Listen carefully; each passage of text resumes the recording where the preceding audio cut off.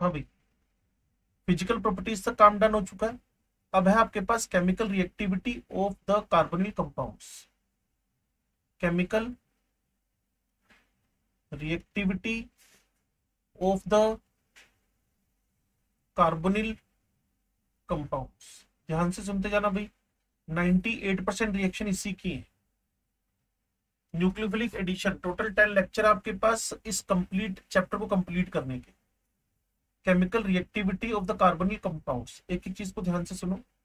सबसे पहले C double bond O बना लेते हैं, जिसके बारे में आपको पता है ये एक पोलर स्ट्रक्चर है। ये एक पोलर स्ट्रक्चर है, ठीक है जी। अब इस पोलर स्ट्रक्चर पे दो टाइप, पहली बात तो इसमें एडिशन रिएक्शन होनी फिक्स है। पहली तो बात इसके अंदर एडिशन रिएक्शन होनी फिक्स है। अब किसी ने अगर इस पे एडिशन रिएक्शन करवानी है, क्योंकि डबल बॉन्ड है, डबल बॉन्ड है तो पक्का यहाँ एडिशन रिएक्शन पॉसिबल है। क्लियर? तो एडिशन रिएक्शन इसके अंदर पॉसिबल है, इतना तो कंफर्म हो गया। अब मुझे सी डबल बॉन्ड ओ पे एक बार इलेक्ट्रोफाइल और एक बार न्यूक्लियोफाइल दोनों अटैक करवा के देखने, जो मुझे सुटेबल इंटरमीडिएट दे देगा, जो मुझे सुटेबल इंटरमीडिएट दे देगा, जो मुझे सुटेबल इंटरमीडिएट दे देगा, मैं उस रिएक्शन को प्रोसीड कर दूंगा। ठीक है जी। सी डबल बॉन्ड हो, लो जी। अब अगर पहला अटैक स्लो स्टेप में इलेक्ट्रोफाइल का हो रहा है तो ओ पे ई आ गया, और अगर न्यूक्लियोफाइल पहली बार में अटैक कर रहा है तो सी पे न्यूक्लियोफाइल आ गया, और इस सी पे प्लस आ गया। अब इसको प्रॉपरली ध्यान से देखो, इलेक्ट्रोफाइल अगर पहला अटैक कर दे तो आपके पास बनता है कार्ब केटायन, जिसमें कार्बन 6 इलेक्ट्रॉन स्पीसीज है इंटरमीडिएट। अगर न्यूक्लियोफाइल और लगाया बीच में, अगर न्यूक्लियोफाइल स्लो स्टेप में अटैक कर दे न्यूक्लियोफाइल, तो आपके पास कार्बन इलेक्ट्रॉन डेफिशिएंट नहीं है, पूरा 8 इलेक्ट्रॉन स्पीसीज है। ये जो इंटरमीडिएट बना, ये 8 इलेक्ट्रॉन स्पीसीज है। ये जो इंटरमीडिएट बना ये 8 इलेक्ट्रॉन स्पीसीज है। ये फर्स्ट नंबर, सेकंड नंबर। अब मैं आप ही से पूछ लूं, अगर आप जवाब देने में कैपेबल हो, 1 और 2 में से ज्यादा स्टेबल कौन है? Which one?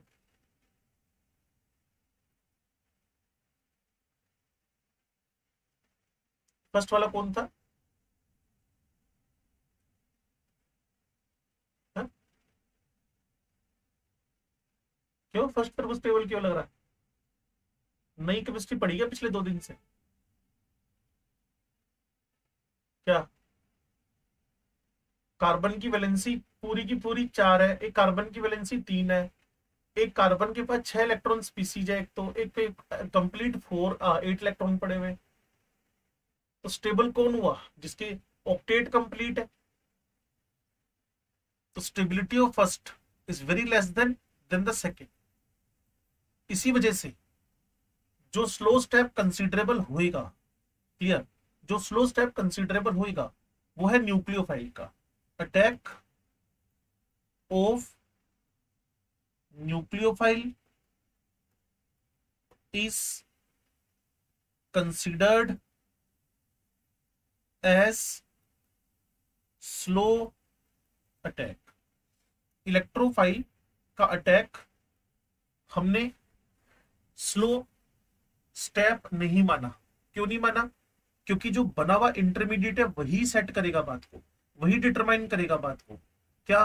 कि जो रिएक्शन का मैकेनिज्म है, जो रिएक्शन का मैकेनिज्म है वो कैसे चल रहा है। तो रिएक्शन का मैकेनिज्म न्यूक्लियोफिलिक एडिशन से चल रहा है। तो मैं इस बात को यहां लिख सकता हूं, न्यूक्लियोफिलिक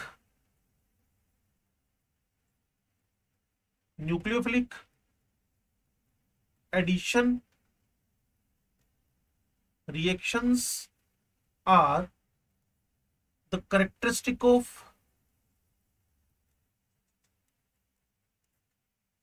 कार्बोनिल कंपाउंड। ये केमिकल रिएक्शन की पंच लाइन है, ये मान लो आप। Nucleophilic addition reactions are the characteristic of carbonyl compounds. Carbonyl compounds के अंदर nucleophilic addition reaction carbonyl compounds के अंदर, nucleophilic addition reaction carbonyl compounds के अंदर nucleophilic addition reaction characteristic reaction है। कैरेक्टरिस्टिक क्यों हुआ उसका रीजन मैंने आपको पीछे बता दिया। अब अगला गेम खेलते हैं। न्यूक्लियोफिलिक एडिशन रिएक्शन को कौन कौन से फैक्टर अफेक्ट कर सकते हैं? न्यूक्लियोफिलिक एडिशन रिएक्शन को कौन कौन से फैक्टर अफेक्ट कर सकते हैं? वैसे देखना चाहो तो आप देख सकते हो कि एक आपके पास सी डबल बॉन्ड था स्टेप 1 में, जो कि स्लो स्टेप है, बता चुका हूं ऑलरेडी। न्यूक्लियोफाइल का अटैक हुआ, जहां से स्टार्ट किया वो प्लेनर था, वो 120 डिग्री एंगल पे था, पुरानी बातें सारी। उसके बाद आपको एक sp3 हाइब्रिड टेट्राहेड्रल स्ट्रक्चर मिला। फिर स्टेप 2 में एक फॉर्मेलिटी कंप्लीट हो गई, जो था इलेक्ट्रोफाइल का अटैक। और ये एक फॉर्मेलिटी है, सो फास्ट है, इस पे कभी भी किसी रिएक्शन की डिपेंडेंसी नहीं होती है। आपने पहले भी मेरे साथ SN1 SN2 सीखा हुआ है, आपने पहले भी SN1 SN2 सीखा हुआ है। उस SN1 SN2 में आपने सीखा था कि जो रिएक्शन मेरे पास करंटली चल रही है उसमें जो स्लो स्टेप का अटैक है बस वही सब कुछ है, उसके अलावा सब बेकार है। जो जो इसके अंदर दिख रहा है बस वही डिटरमाइनिंग फैक्टर होगा। जो जो इसके अंदर दिख रहा है, चाहे वो कार्बोनिल है, चाहे वो न्यूक्लियोफाइल है, चाहे वो कोई भी और कंडीशन है, बस वही डिटरमाइन करेगी न्यूक्लियोफिलिक एडिशन के रेट को। तो वही हमारी अगली हेडिंग है, factors affecting the nucleophilic addition reactions. Factors affecting the nucleophilic addition reactions. Factors affecting the nucleophilic addition reactions. Factors affecting the nucleophilic addition reaction. शुरू करें भाई, चलो।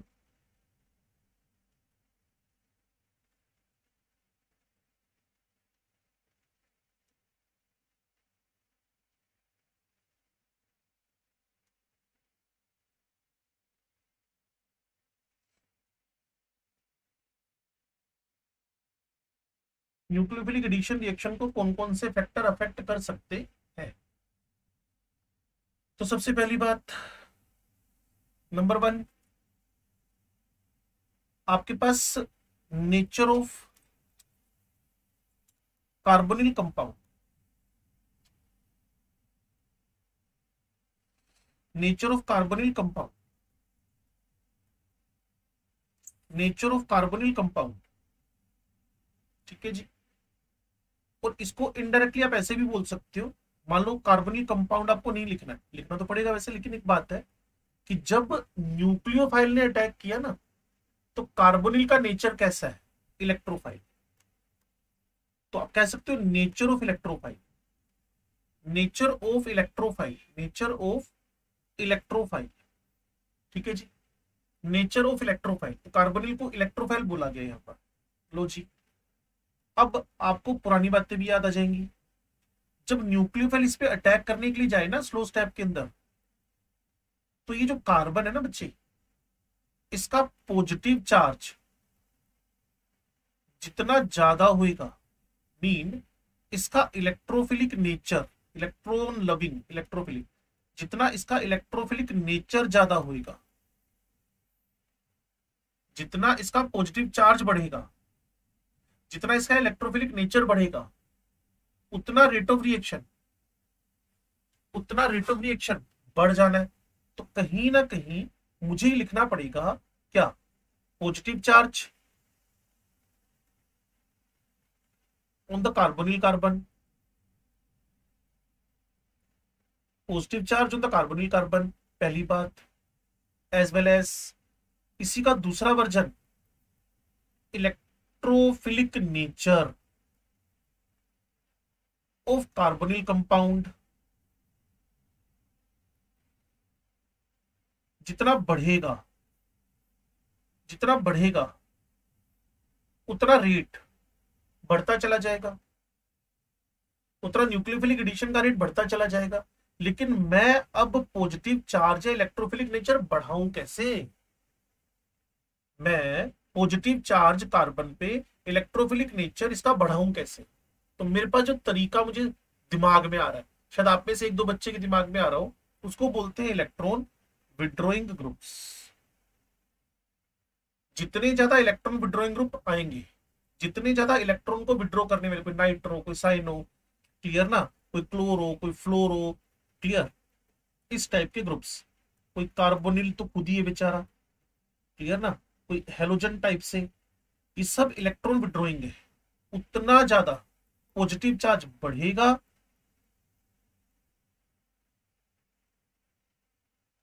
उतना ज्यादा positive charge on the carbonyl carbon बढ़ेगा, और उतनी ही ज्यादा न्यूक्लियोफिलिक एडिशन रिएक्शंस आपको मिलने वाली है। अगर बात को एग्जैक्टली समझ गए तो क्वेश्चन सोल्व हो जाएंगे। न्यूक्लियोफिलिक एडिशन रिएक्शंस का रेट बढ़ेगा।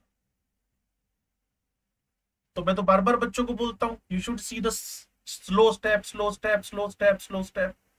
स्लो स्टेप में क्या हो रहा है?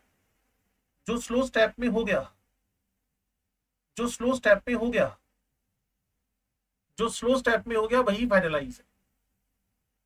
जो स्लो स्टेप में हो गया वही फाइनलाइज है। तो स्लो स्टेप में जो तुम्हारा सबस्ट्रेट था उसपे जितना पॉजिटिव चार्ज होगा, उतना न्यूक्लियोफाइल का अटैक इजी इजी इजी हो जाएगा। और जितना न्यूक्लियोफाइल का अटैक इजी हो गया, न्यूक्लियोफिलिक एडिशन का रेट बढ़ जाना है।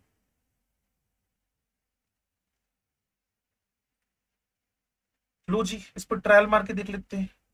एक मेरे पास इस जगह पे बेंजल्डिहाइड है प्योर, यहां मेरे पास बेंज एल्डिहाइड विद साइनो है, यहां मेरे पास बेंज एल्डिहाइड विद मिथोक्सी है, यहां मेरे पास बेंज एल्डिहाइड विद मिथाइल है। इसका नाम benzaldehyde, cyano benzaldehyde para para बोल के, पैरा मिथोक्सी बेंजल्डिहाइड। लास्ट वाले का नाम पैरा मिथाइल बेंजल्डिहाइड, या इसको बोल सकते हो सिंपली आप पैरा टोलुएल्डिहाइड। टोलुइन से बना हुआ है ना, पैरा टोलुएल्डिहाइड। तो इसको ए बोल दिया, इसको बी, इसको सी, इसको डी। आप अपना आंसर फिक्स करो। न्यूक्लियोफिलिक एडिशन का डिक्रीजिंग रेट,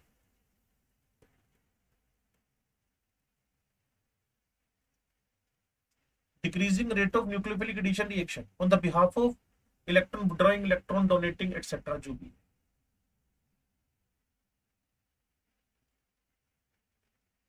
सबसे टॉप पे बी, फिर फिर फिर क्लियर है? तो nucleophilic addition directly to EWG, inversely to EDG। इसका माइनस आई माइनस एम दोनों है, इसका प्लस एम जबरदस्त है, इसका सब कुछ ही प्लस प्लस प्लस है, प्लस आई भी और प्लस एच भी है। लेकिन जो मीजोमेरिक इफेक्ट है वो दमदार होता है, और हर एक इलेक्ट्रॉन डोनेटिंग जो थोड़ा बहुत भी ध्यान दे रहा हो ना पिछले 2-2.5 महीने से, इसको कम से कम 20 बार क्लास में बोला जा चुका है। मिथोक्सी का पॉजिटिव मीजोमेरिक है, मिथाइल का पॉजिटिव आई पॉजिटिव एच है, साइनो का नेगेटिव आई भी और नेगेटिव आर भी है। तो जितने भी नेगेटिव आर वाले ग्रुप है, आई वाले ग्रुप है, नेगेटिव मीजोमेरिक ग्रुप है, वो इलेक्ट्रॉन विड्रॉ करके इस कार्बन का पॉजिटिव चार्ज बढ़ा देंगे। इलेक्ट्रोफाइल का सॉरी न्यूक्लियोफाइल का अटैक इस पे इजी हो जाएगा। तो ये सबसे पहले फोकस किया सबस्ट्रेट पे। अब फिर हम सबस्ट्रेट पे फोकस कर रहे हैं। दूसरा फैक्टर जिसको बोलते हो स्टेरिक हिंड्रेंस, क्राउड, क्राउड या भीड़। अब सोचो न्यूक्लियोफाइल ने अटैक तो कार्बन पे आके करना है,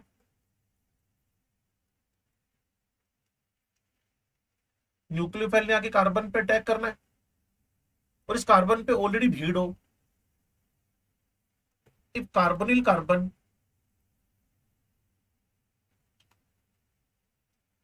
is attached with bulky groups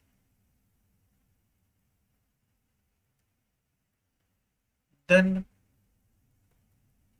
attack of nucleophile becomes difficult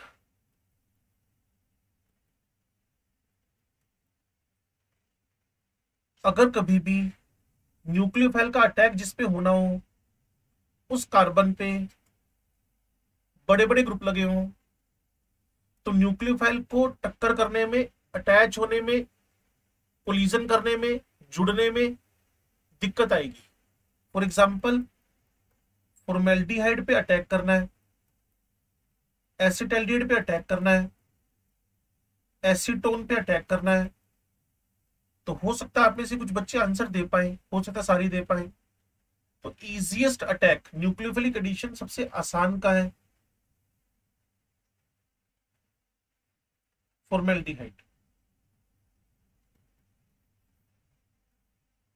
ऐसा क्यों हुआ पता चल गया होगा, क्योंकि स्टेरिक हिंड्रेंस कम है।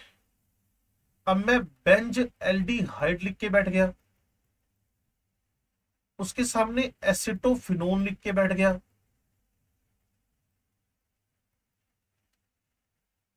तो वैसे भी एरोमेटिक एल्डिहाइड और एरोमेटिक कीटोन में से एरोमेटिक एल्डिहाइड्स पे स्टेरिक हिंड्रेंस कम हो रही है, एरोमेटिक एल्डिहाइड्स पे स्टेरिक हिंड्रेंस कम है।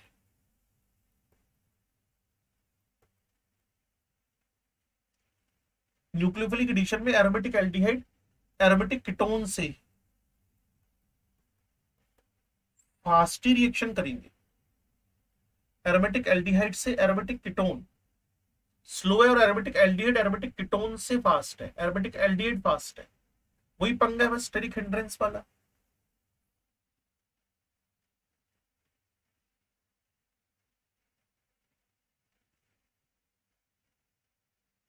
चलो भाई, अगर आपने मैकेनिज्म देखा था तो उसमें स्लो स्टेप में अटैक कर रहा था न्यूक्लियोफाइल,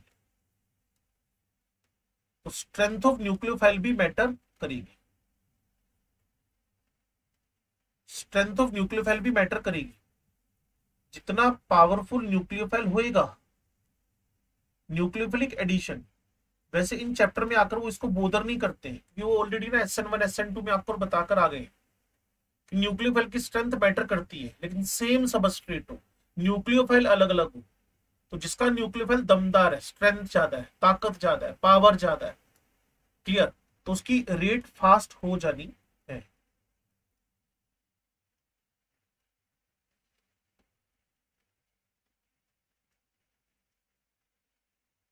हाँ भी किसी को पता है R1 R2 का कंपैरिजन करें तो कौन फास्ट है?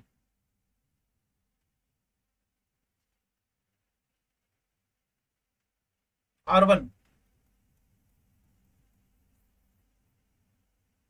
क्योंकि न्यूक्लियोफिलिसिटी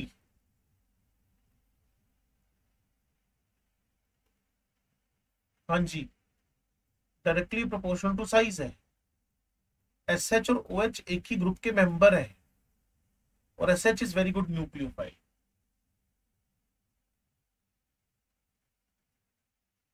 अगर आप स्लो स्टेप में देखो,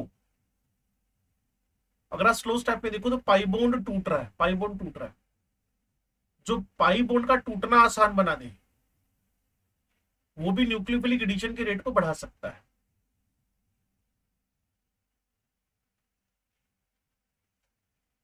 एसिडिक मीडियम,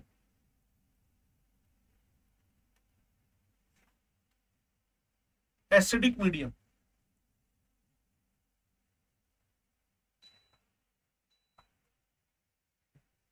एसिडिक मीडियम की बात कर रहे हैं, चेक कर लेते हैं। ये मैंने इसको pH दिया <7, इसका मतलब यहां प्रोटॉन्स होंगे। आपके अकॉर्डिंगली प्रोटॉन को कहां जाके जुड़ना चाहिए, सी पे ओपे? ओपे, जैसा कि इथर्स में अल्कोहल्स में होता है। अब सोचो O पे पॉजिटिव चार्ज बढ़ गया, इसका ENC बढ़ गया, इसकी इलेक्ट्रोनेगेटिविटी और बढ़ गई, पहले ही भाई साहब बहुत ज्यादा इलेक्ट्रोनेगेटिविटी और बढ़ गई, तो पाई बॉन्ड की जो शिफ्टिंग है आसान हो गई। तो इसी को मैं ऐसे लिख सकता हूं, directly proportional to the shifting of pi cloud. जितना पॉजिटिव चार्ज बढ़ेगा, जितना ईएनसी बढ़ेगा, जितना इलेक्ट्रोनेगेटिविटी ऑफ वो बढ़ेगी, shifting of pi cloud, pi को अट्रैक्ट करना आसान हो जाएगा। और ये क्यों आसान हुआ? क्योंकि आपने मीडियम एसिडिक लेकर ओपे प्लस का चार्ज लगवा दिया है, मीडियम एसिडिक लेकर ओपे प्लस का चार्ज लगा दिया है, मीडियम एसिडिक लेकर ओपे प्लस का चार्ज लगा दिया। ओपे जैसे ही प्लस का चार्ज आया, पाई की शिफ्टिंग आसान हो गई, और पाई की शिफ्टिंग आसान हुई, पाई की शिफ्टिंग आसान हुई, न्यूक्लियोफाइल का अटैक इजी हो गया, क्योंकि सी पे माइनस आ जाएगा, सी पे प्लस का चार्ज आ जाएगा। ठीक बोल रहे हो? ठीक है भाई। और अब फैक्टर अफेक्टिंग की जगह पे जो प्रोडक्ट बना ना, उसकी थोड़ी स्टीरियो केमिस्ट्री भी समझ लेते हैं, बार बार पूछेगा वो। अवनी तेरे नंबर मेरे को बताया बच्चों ने, तेरे 80 नंबर आए सिर्फ, 85 आ गए होंगे और क्या है, 86 आ गए होंगे। तो बता ही दे, तीन तो नो नो कर रहा है। 130। आयुष के 45 आए टोटली, है रे आयुष? है तो 46, 90 नंबर। हाँ जी। तो स्टीरियोकेमिस्ट्री, अब देखो भाई, अगर जो प्रोडक्ट आपके पास बन रहा है, एक न्यूक्लियोफाइल है, ओपी इलेक्ट्रोफाइल है, यहाँ एच है या ऐसे लगा लो, R1 है R2 है, तो आपने देखा ही कार्बन क्या हो गया, कारिल हो गया। और शुरुआत कहां से हुई आपको पता है? जब भी कभी कोई अकारिल कारेल में बदले, जिसको आप 200 बार सुन चुके हो, बस आपने इंटरेस्ट ही नहीं लिया, उसको रेसिमिजेशन बोलते हैं। वहां रेसिमिजेशन होगा जब भी कोई अकारेल कारेल में बदलता है, तो वह रेसिमिजेशन होगा। अभी एग्जाम्पल एग्जाम्पल शुरू हो रहे हैं पेट भर के।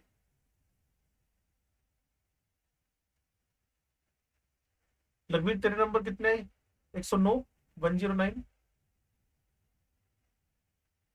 146। अंशिका के बराबर ले ली तूने। चलो, अप्रोक्सीमेट 8-9 क्वेश्चन नए थे जो पूछ लिया आपने, 3-4 क्वेश्चन तो, क्योंकि सारे पुराने क्वेश्चन डालते रहो फिर मजे वाली बात नहीं है ना। याद ही रहते हैं क्वेश्चन कई बार डाउट्स में, क्योंकि मैक्सिमम तो डाउट पूछ ही लेते हो आप लोग, और वही छप जाए, फिर वही क्वेश्चन टिक मार के आ जाओ, फिर कोई वो मजा नहीं आता ना बात का। स्टेटमेंट भी नहीं चेंज किए, मॉडिफाइड क्वेश्चन था नहीं कोई, है क्या कह रहा लक्ष्मी?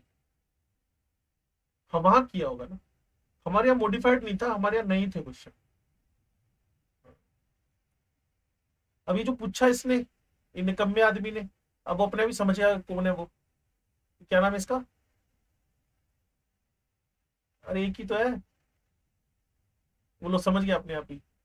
तो डार्जन प्रोसेस के आगे वो जो रिएक्शन वाला है, वो क्वेश्चन था यार कोई, है कितना बढ़िया, 3 रिएक्शन को एक साथ डाल दिया था। पहले आप डार्जन करा दो, फिर आपके पास रिगार्ड बना लो, फिर फॉर्मेल्डिहाइड के साथ वो इथर ऑक्सीजन के साथ 2 कार्बन बढ़ा दो। सिंपल सिंपल सिंपल चले जा रहा है। बस ये जरूरी है कि मिथाइल ब्रोमाइड देकर रिएक्शन कराए। उसने रिंग दे दी, उस रिंग को देख के परेशान क्यों होना है? चेन ही तो चल रही है आपकी, प्रॉब्लम का है।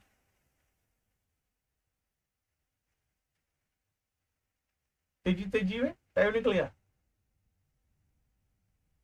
चलो, अब जैसे ही खत्म हो ना, इनऑर्गेनिक शुरू हो ना, जैसे पी ब्लॉक शुरू हो गया, डी ब्लॉक शुरू हो गया, है ना, कोऑर्डिनेशन में कोई पंगा मत लेना, स्कीम बनाना कि ऑर्गेनिक को वापस पढ़ना है तुम लोगों ने। क्लियर ना? नहीं तो मारे जाओगे, सिंपल सी बात बोल रहा हूँ। क्लियर? तो ऑर्गेनिक पढ़नी ही पढ़नी है। कब? जब 8-9 दिन चलेगी तुम्हारी पी ब्लॉक, और 8-9 दिन चलेगा तुम्हारा डी ब्लॉक। तब ना गारंटेड बस 1 घंटे केमिस्ट्री पढ़ा करो इनऑर्गेनिक वाली, बाकी 2 सवा 2 घंटे आप लगाया करो किस पे, ऑर्गेनिक केमिस्ट्री पे, तो एक बढ़िया वाला रिवीजन हो जाएगा। क्या कह रहे हैं? बस मतलब क्या खत्म कर दिया? नहीं नहीं, आप कोऑर्डिनेशन भी तो है, कोऑर्डिनेशन में पंगा नहीं लेना होता। कोऑर्डिनेशन अपने आप ही बहुत बढ़िया चैप्टर है ना, जब वो आएगा ना इधर उधर नहीं झांकना होता, पी ब्लॉक में इधर उधर झांक लो, 1 घंटा पढ़ लो बस, जितना मैंने पढ़ा है उसके बाद 1 घंटा पढ़ लो, उसको 2-3 रिवीजन कर लो बस, उससे ज्यादा नहीं करना कुछ। चलो भाई, examples of the nucleophilic addition reactions. Nucleophilic addition reactions के एग्जाम्पल्स आ रहे हैं भाई। तो पहला, reaction with hydrogen cyanide, reaction with hydrogen cyanide, hydrogen cyanide से रिएक्शन करवा रहे हो, HCN के साथ रिएक्शन करवा रहे हो, ठीक है। तो आपके पास इसका सबस्ट्रेट कौन है, ध्यान से सुनना और समझना, सिर्फ 1 सेकंड के लिए मेरे साथ रहना। ये रिएक्टिविटी का कंपैरिजन चल रहा है, ये जो बातें मैंने बोली है इससे ज्यादा ही बोल दी है मैंने। ये रिएक्शन विद HCN की बात हो रही है। कह रहा जी जितने भी एल्डिहाइड है सारे रिएक्शन करेंगे, clear. An aliphatic methyl ketone, अब इनके मैसेज को बोर्ड पे लिखूंगा अभी मैं। एलिफेटिक मिथाइल कीटोन क्यों बोला उसमें, एलिफेटिक मिथाइल कीटोन, क्योंकि मिथाइल ग्रुप होएगा, छोटा ग्रुप है तो स्टेरिक हिंड्रेंस कम होगी, क्लियर ना। गिव वो बात की बात है। तो सबसे पहले मैं यहां सबस्ट्रेट फिक्स कर दूं कि इसका सबस्ट्रेट कौन है। इसका सबस्ट्रेट आपके पास है एल्डिहाइड्स, दुनिया के जितने भी एल्डिहाइड्स हैं कर लेंगे रिएक्शन, क्योंकि एक एंड तो इसका फ्री पड़ा ना HH के साथ परमानेंटली, और दूसरा जितने भी आपके पास एलिफेटिक मिथाइल कीटोन्स है। बात है कि इसके बाद अगर रिएक्शन बढ़ेगी ना तो फिर स्टेरिक हिंड्रेंस से रिएक्शन बैकवर्ड ज्यादा आएगी, और वैसे भी इनकी मैक्सिमम रिएक्शंस ना रिवर्सिबल ही होती है। साइन देखो ये लगा होगा, आगे मैं जितने भी साइन आपको दिखाऊंगा मैक्सिमम रिएक्शन इसकी रिवर्सिबल होती है, जहां भी जाओ रिवर्सिबल रिवर्सिबल रिवर्सिबल, रिवर्सिबिलिटी ज्यादा है इनकी रिएक्शंस के अंदर, इनके साथ इक्विलिब्रियम कांस्टेंट होते हैं, तो इनकी मैक्सिमम रिएक्शन रिवर्सिबल है। दैट्स व्हाई हम यहां मान के चलें कि हमें वही सबस्ट्रेट रिकमेंड करने हैं जो इजीली रिएक्शन देकर फॉरवर्ड ज्यादा जाए बैकवर्ड कम जाए, और फॉरवर्ड वही जाएगा जो लेस स्टेरिकली हिंडर्ड है, जिसमें भीड़ कम है, न्यूक्लियोफाइल का रास्ता खुला हुआ है, न्यूक्लियल जाके आराम से अटैक कर रहा है तसल्ली से। चलो जी अब देखते हैं आगे, रिएक्शन किससे करवा रहे हो, HCN से। HCN कहता है यार मेरे को क्यों लेके जा रहे हो, मैं तो वेरी वीक एसिड हूं। हमने कहा जी तेरे अंदर ना एक खास बात है, जो भी वीक होता है ना उसे स्ट्रॉन्ग कॉन्जुगेट बेस बनता है। तो अगर इसका हम आयोनाइजेशन सोचे तो ये 2 खासियत वाला है, स्ट्रॉन्ग CB, CB समझते हो ना, कॉन्जुगेट बेस, और दूसरा कार्बन पे नेगेटिव है भाई, एक पावरफुल न्यूक्लियोफाइल भी है। When we move from left to right in the periodic table, the nucleophilicity is decreases. Carbon minus is very good nucleophile, और यही बातें कैरी फॉरवर्ड कर जाना आगे कोऑर्डिनेशन केमिस्ट्री में। कार्बन पे जब भी नेगेटिव होएगा बहुत बढ़िया वाला लीगेंड होएगा, लोन पे डोनर होएगा, बेस्ट बेस होएगा, क्लियर ना। तो इनऑर्गेनिक के 3 चैप्टर आपके पी ब्लॉक, डी ब्लॉक और एफ ब्लॉक साथ ही है उसके, और इसके बाद कोऑर्डिनेशन केमिस्ट्री। फिर एक चौथा चैप्टर होएगा सरफेस, वो थ्योरी का चैप्टर ही है। फिर वो बायोमोलिक्यूल पॉलीमर ये बच जाएगा ना। मेट्रोलॉजी तुमने करी ली थी, लो जी C डबल बॉन्ड हो, रिएक्शन करवाया HCN का। अच्छा एक बात लिखना भूल गया, थोड़ी सी गलती मेरी, HCN वीक बेस है ना, वीक एसिड है ना, तो इसका आयोनाइजेशन बढ़ाने के लिए ना इसको मीडियम बेसिक देना पड़ता है। ध्यान से सुनो, to increase the ionization of HCN, basic medium is provided. Basic medium हम इसको प्रोवाइड करवाते हैं, बेसिक मीडियम इसको प्रोवाइड करवाएंगे। तो चेक करो भाई, HCl आयोनिक इक्विलिब्रियम चैप्टर का हल्का सा टच मिलेगा आपको। ये बेचारा रो रो के आयोनाइज हो रहा है, alpha is very less then पर, इसको NaOH दे दिया, Na प्लस OH माइनस, इसका अल्फा अप्रोक्सीमेट 1, और ये दोनों रिएक्ट कर गए, HOH दोनों रिएक्ट कर गए। इसको अगर आपने कभी सुना हो, ओड आयन इफेक्ट बोलते हैं। दो ऑपोजिट आयन जब एक दूसरे से रिएक्ट कर ले, दो ऑपोजिट आयन जब एक दूसरे से रिएक्ट कर ले, प्रोडक्ट खत्म हो गया, आयन खत्म हो गया प्रोडक्ट साइड में, reaction proceeds in forward forward forward forward, reaction forward जाने लगती है, रिएक्शन फॉरवर्ड जाने लगती है, और साइनाइड की क्वांटिटी हमें बढ़ती मिल जाएगी। कुछ बुक्स तो इसका ऑल्टरनेट भी उठा लेती हैं, कुछ बुक्स तो HCN का ऑल्टरनेट भी उठा लेती हैं, NaCN प्लस HCl, वहां से साइनाइड मिलते रहते हैं आपको। क्लियर ना?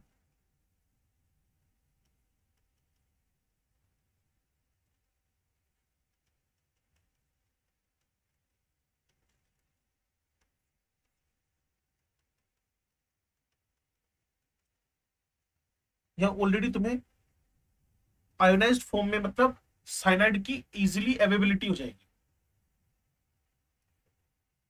रिएक्शन कैसे हो रही है? C डबल बॉन्ड हो, reaction with HCl, medium should be basic, मतलब ग्रेटर देन 7,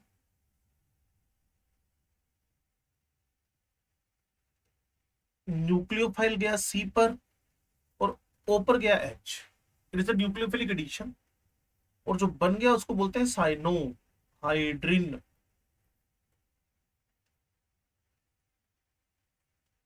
जो फाइनल प्रोडक्ट आया उसको बोलते हैं साइनोहाइड्रिन, जो फाइनल आपके पास प्रोडक्ट आया इसको बोलते हैं साइनोहाइड्रिन।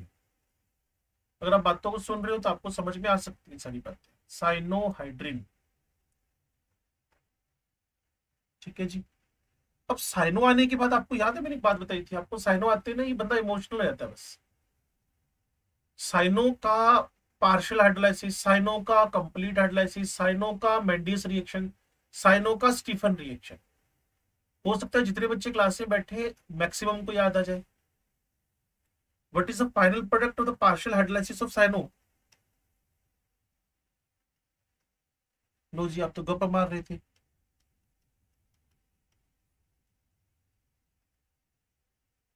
क्या नाम? अमाइंस या अमाइड्स? यस, किस पे? अमाइन पे, अमाइड पे?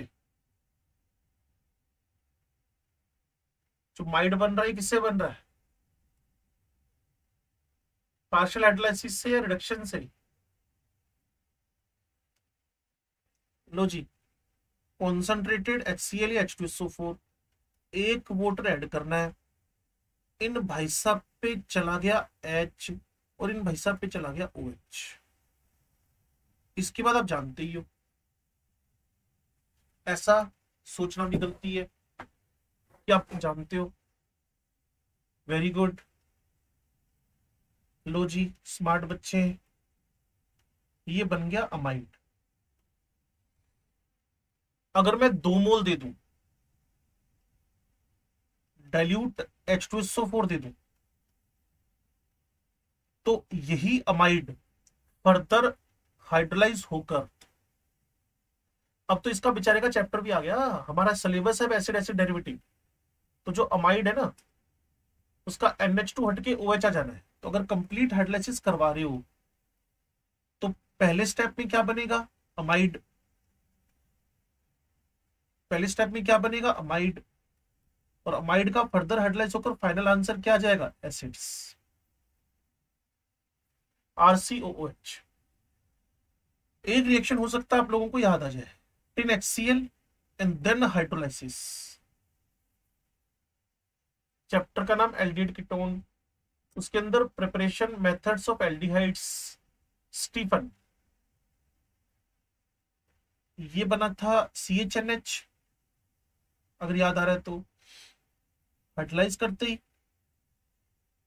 एक पे 2 OH, और शायद आप में से काफी जनता को याद हो, एक कार्बन पे 2 OH, 2 OH,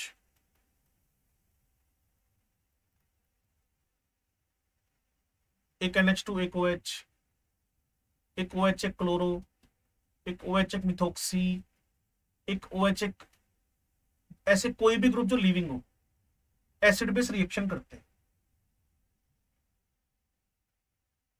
अच्छा जी, सोडियम इथेनॉल,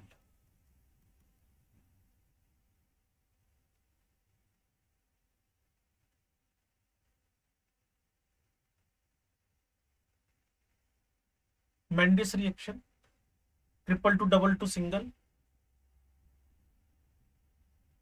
बोलने की आदतें डालो यार, 11th वाले ऐसे डेवलप हो गए बेचारे वो। अब RPS के क्वेश्चन ही नहीं आते उन लोगों को, डाउट। और तुम्हारी बीमारी क्या है? नहीं बोलने वाली, बच के रहने वाली, कि कोई क्वेश्चन पूछे तो लीव कर जाओ या फिर म्यूट कर लो, फिर या तो नेटवर्क प्रॉब्लम बता दो, बस ऐसे कोई बहाने। वो तो किसका नुकसान कर रहे हो? खुद का ही कर रहे हो ना। जो लाइफ में डिसिप्लिन नहीं हो पाया वो किसी काबिल नहीं है इस दुनिया में ना, कुछ ही कर ले वो। उसकी लाइफ में इनडिसिप्लिन सारी जगह भी होगा, कहीं देख लेना, सब जगह पे होगा। कहीं चला जाए, किसी भी फील्ड में चला जाए वो।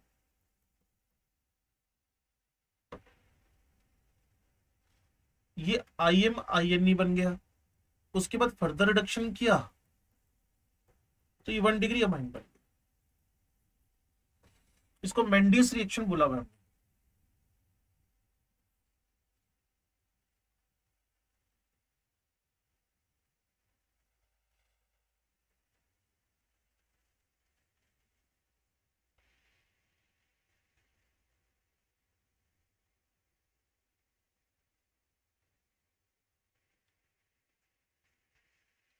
और वैसे पता ही होगा, ये बोर्ड के लिए मार्च अप्रैल के टर्म का पार्ट है ये वाला चैप्टर, लेकिन अब ऑर्गेनिक रिदम में चलती है तो उसको खत्म करना जरूरी होता है। ठीक है ना। और श्योर है कि जब ऑर्गेनिक खत्म हो जाएगी तो पी ब्लॉक की शुरू करेंगे, जो टर्म 1 का पार्ट है, और बायोमोलिक्यूल। चलो जी, तो कुल मिलाकर अब मैं इसकी एग्जांपल और प्रैक्टिस कर लूं। मान लो इस जगह पे H है या मिथाइल है, इसको आप लोग एसिड एल्डिहाइड बोल रहे हो। इस पे मैंने HCN का रिएक्शन करवाया, pH ग्रेटर देन 7 ले लिया, तो एसिड एल्डिहाइड का साइनोहाइड्रिन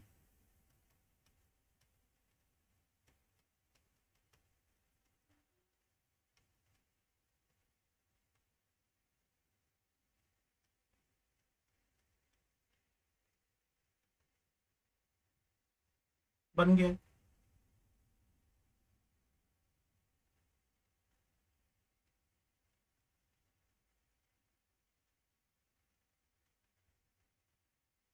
अब अगर मैं इसका रिएक्शन अमोनिया से करवा दूं, सोच के देखो, alcohols when react with ammonia, chapter जा चुका है, टेस्ट हो चुका है। Alcohols when react with ammonia, हाँ जी, अमाइंस, क्लियर है। HC, methyl, NH2, N cyano. और अगर इसी का फर्दर में जो मेरे पास NH2 साइनो बना, डाइल्यूट H2SO4 दे दूं, मतलब हाइड्रोलिसिस करवा दूं कंप्लीट वाला,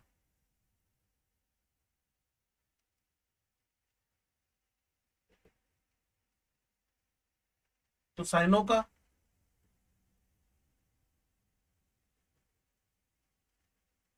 COH में कन्वर्जन हो जाएगा। अभी पिछले पेज पे किया था। और इसको कभी देखा हो तुमने लाइफ में, अपनी पूरी लाइफ में, ये जो कंपाउंड बना हुआ है,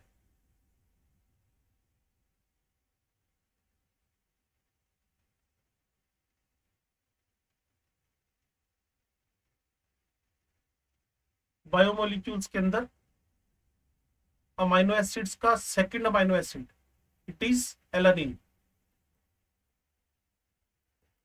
अब कई बार बच्चे पूछते हैं कि एल्डिहाइड कीटोन की रिएक्शन आपने क्यों करवाई HCN के साथ, एल्डिहाइड कीटोन की रिएक्शन HCN से क्यों करवाई? तो मैंने कहा उनका टारगेट ये था कि वो एक अमाइनो एसिड बनाने में इंटरेस्टेड थे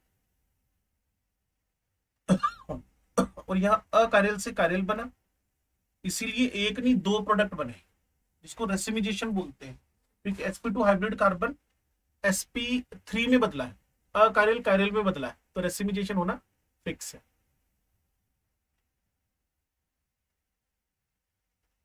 ये दोनों अगर HH ले लू ना, अगर ये दोनों के दोनों HH हो जाए,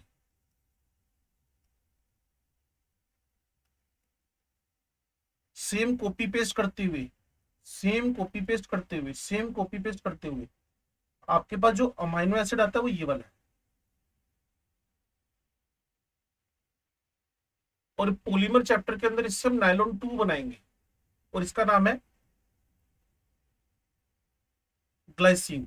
11वीं क्लास में तुम्हारे टीचर ने बताया होगा, चैप्टर का नाम था बायोमोलिक्यूल्स, केमिस्ट्री में नहीं, बायो में। 12वीं में हम बताएंगे आपको बायोमोलिक्यूल्स में। तो ये हुआ जी फॉर्मेल्डिहाइड, फॉर्मेल्डिहाइड पे सारे अटैक हो गए और ये तुम्हारे पास बन गया ग्लाइसिन। अच्छा, एक रिएक्शन कंप्लीट करना, C डबल बॉन्ड हो, H मिथाइल एसिटाल्डिहाइड है, इस पे HCN का रिएक्शन हो रहा है, pH ग्रेटर देन 7 है, यह X बन गया, X का कंप्लीट हाइड्रोलाइसिस करवा दिया,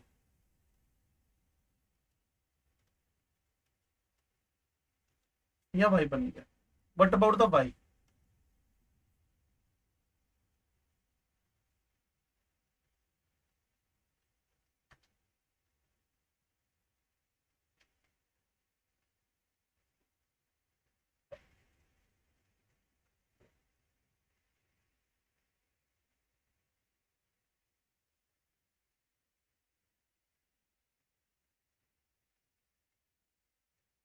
स्पीकर अपना माइक ऑन करना पड़ता है, मनु अगर बोलना चाहती है तो स्पेस बार को थोड़ी देर दबा के रखो ना, जब तुम बोलने लगती हो तब तक स्पेस बार वापस ऑफ कर देती हो आप। बोलो बोलो। नहीं, एलानिन तो अमोनिया से रिएक्शन तो कराई नहीं ना हमने, एलानिन वाली बात तो पीछे चली गई है, हमने इस बार अमोनिया से रिएक्शन तो कराई नहीं ना। हाँ, ये आपके पास हटेगा,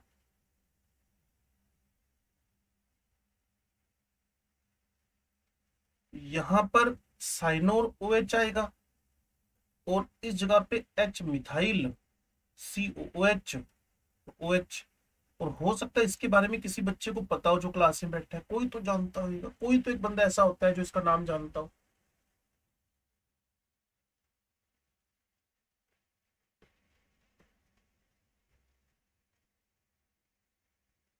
लैक्टिक एसिड है,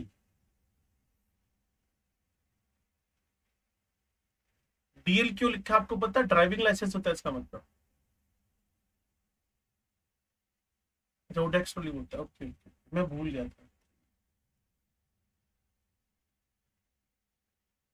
कभी भी कोई कार्यल जब कार्यल में बदलेगा तो रेसिमिजेशन होएगा। चलो, अब अगली रिएक्शन करवाने जा रहे हैं, रिएक्शन नंबर 2। रिएक्शन करवानी है आपने सोडियम हाइड्रोजन सल्फाइड के साथ, NaHSO3।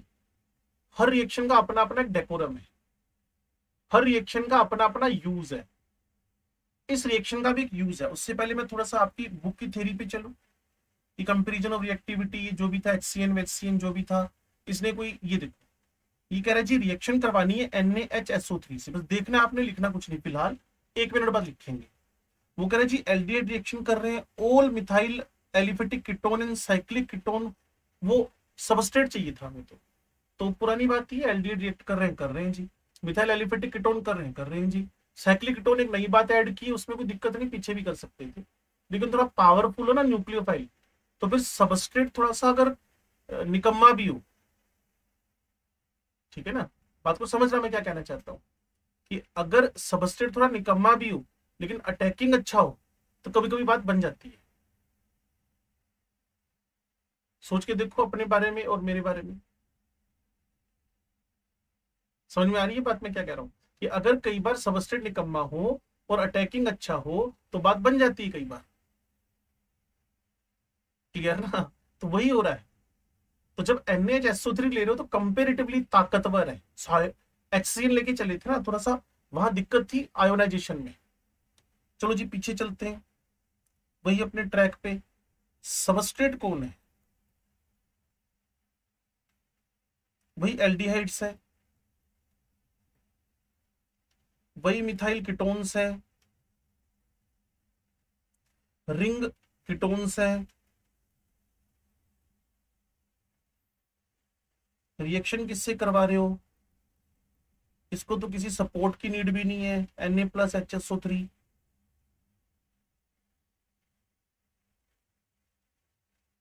क्यों भाई?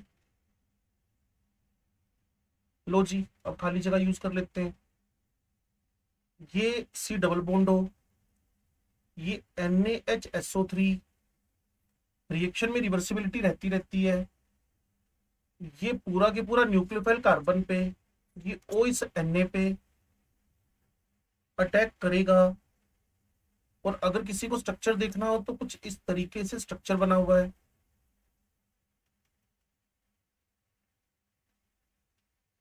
NaHSO3 है ना,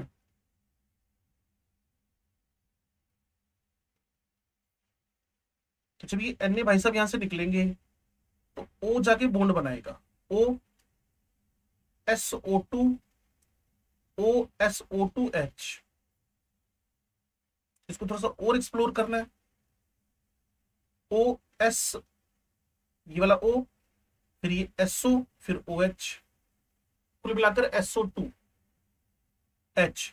अब ये बेस है और ये एसिड है, ये दोनों ही आपस में एक एसिड बेस रिएक्शन कर लेंगे।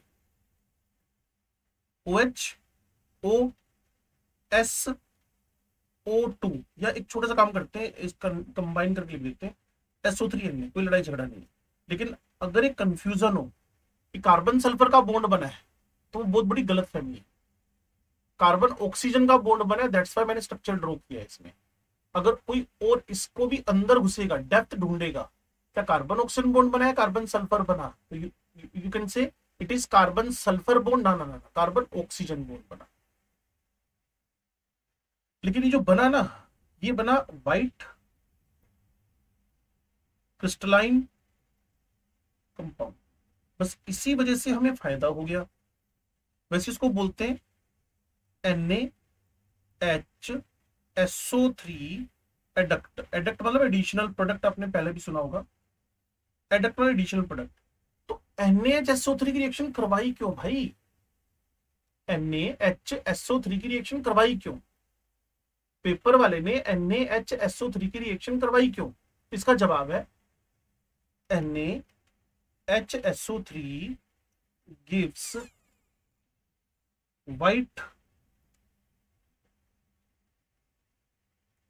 white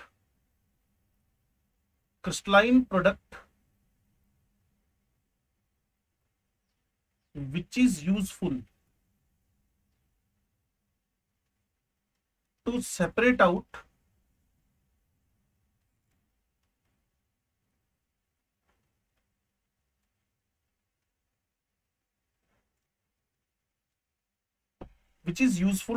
out the carbonyl compounds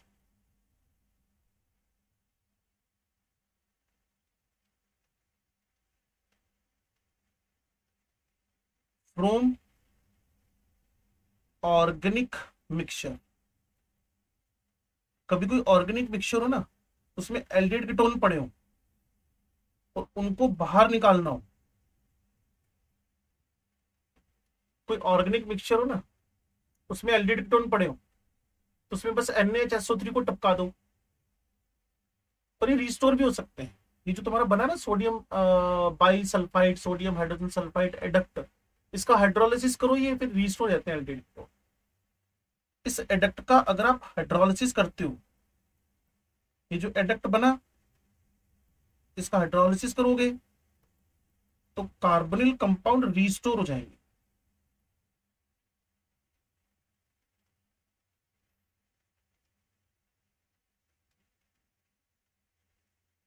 तो हर रिएक्शन की अपनी इंपॉर्टेंस है। जैसे HCN की रिएक्शन न्यूक्लियोफिलिक एडिशन थी, बट उसकी इंपॉर्टेंस क्या थी? वो आपको लैक्टिक एसिड, वो आपको ग्लाइसिन, वो आपको एलानिन, वो आपको अमाइनो एसिड बना बना के दे रहा है। फिर NHSO3 की खासियत क्या थी, इंपॉर्टेंस क्या थी? ये भाई साहब आपको जो ऑर्गेनिक कंपाउंड के मिक्सचर में एल्डिहाइड कीटोन बने उनसे सेपरेशन कराने में यूज आ रहा है NaHSO3। NaHSO3, ठीक है जी।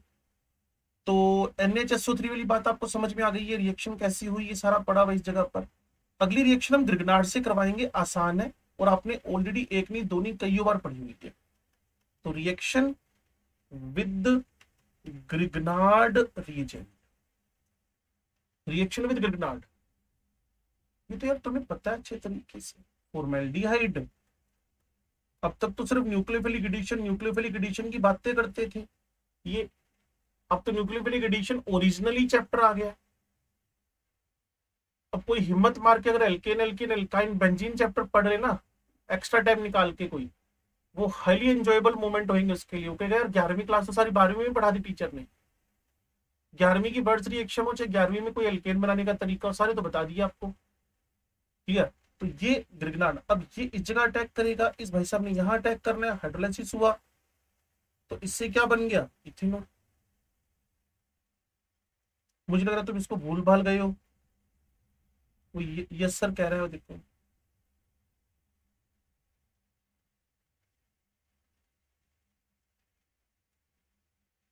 हरसिमरन ने बोला था यस सर, नहीं। चलो चलो इसका जवाब दे दो, टर्शरी अल्कोहल या प्राइमरी अल्कोहल? सेकेंडरी,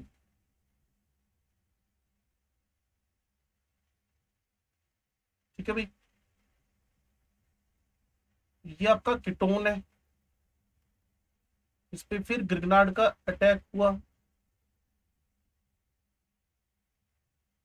10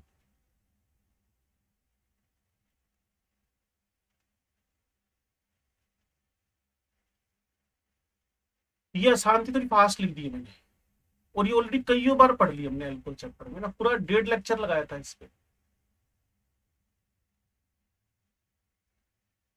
ठीक होगी बात। तो अब हम इसको कल से कंटिन्यू करते हैं, टोटल 10 लेक्चर है हमारे पास। RPS 1 की एलिजिबिलिटी कल 2 रिएक्शन होने के बाद आ जाएगी आपके पास, 2 की भी आ जाएगी। 2 मतलब वो 3rd और 4th प्रिपरेशन के बाद, ठीक है।